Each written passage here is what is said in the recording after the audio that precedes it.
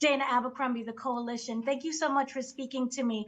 What I want to know, go back a little bit first. The finale for season one was Spencer's interaction with Arthur, you could argue, was reactionary. And so I wanted to know, coming into season two, do you feel that he's kind of learned to be less reactionary? Or is that something that is always going to be a part of him? I mean, yeah, he's always reactionary. I mean, he's self-aware. He's aware that he is that way, so he tries not to be. But you can only, only poke it so much before it snaps back. So, yeah, I think there's no shortage of reactions in season two. Yeah. Okay, so there is a friendship that does form in season two with a fellow shipmate. He saves his life, you can argue, twice. What I wanted to know is, does that friendship kind of shape who he becomes in season two, or reflects a different side of him? Absolutely, yeah. I mean, it definitely reflects a side of him. He really cares for Luca, and he feels compelled to help him, and they do. It does bring a side out of Spencer that we haven't seen before.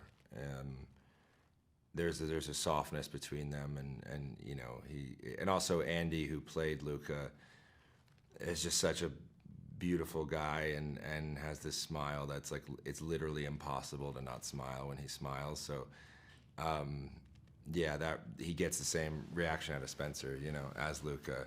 You just want to hug him, He's just such a sweet guy, and it was the perfect dynamic for Spencer, because he's he doesn't want to care about somebody else now, but he just has to. He can't not do it. It just speaks to his own personal character. He can't not see somebody in need and help them and protect them. And yeah, I think people are really going to love that relationship. Do you feel that Spencer is carrying any sort of guilt from being away from his family for so long? Because that letter, it said, put away whatever demons you have. We need you.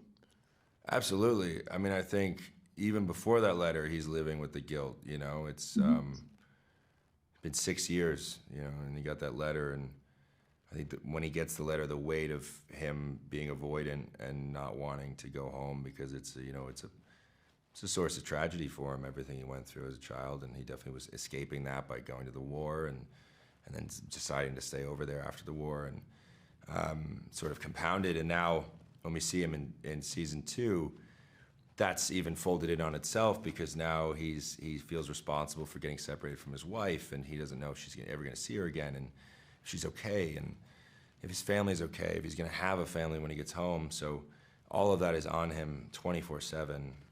There's a tremendous amount of guilt, and it's also driving him to redeem himself and to prove himself, and to reinforce, to show these people how much he cares, and to do the right thing and do the best he can to help them and protect them.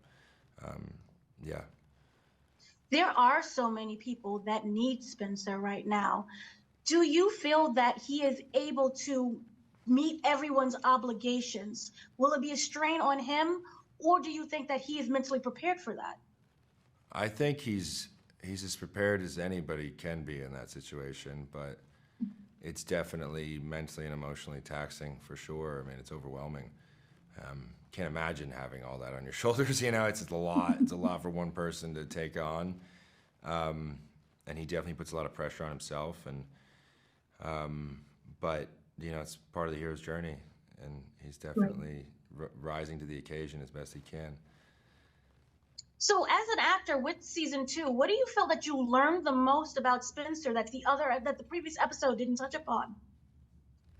I mean, it's tough to say without giving anything away, but I think getting to take him to a place of emotional vulnerability finally was really special, and I think that's going to be something that people will respond to.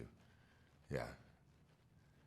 And also, because going about with he talked about his demons and putting that demons aside. Is there a balance where he can not necessarily defeat, but live with those demons and still be happy and find that success? Yeah, I mean, those demons ultimately become fuel, I mean, they're fuel for him, and they also make him incredibly resilient and driven and powerful. He definitely uses them to his advantage. as opposed to them squashing him, you know? Yeah. What do you think that his wife would say to him in his darkest moment that he may have? Oh, what would Alex say to him? I mean, she'd probably just tell him to stop being so grumpy and get over it, and then have a laugh.